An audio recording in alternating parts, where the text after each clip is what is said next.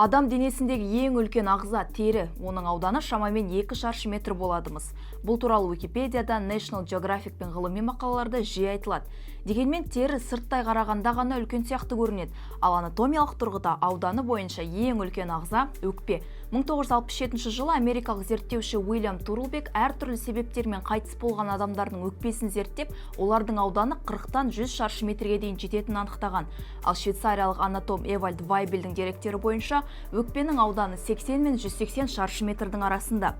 Ғалымдар өкпені зерттеген кезде фракталдық өлшеу әдісін қолданған, себебі кәдімгі шар немесе цилиндр сияқты геометриялық идеал фигуралар мұндай күрделі заттың құрылымын дәл сипаттай алмайды.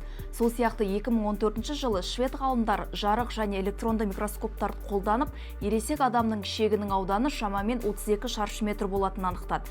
Сондықтан тері сырттай үлкен сияқты көрінгенімен, ішектің ішкі ауданы теріден үлкен, ал ең ауқымды ағза өкпе саналады.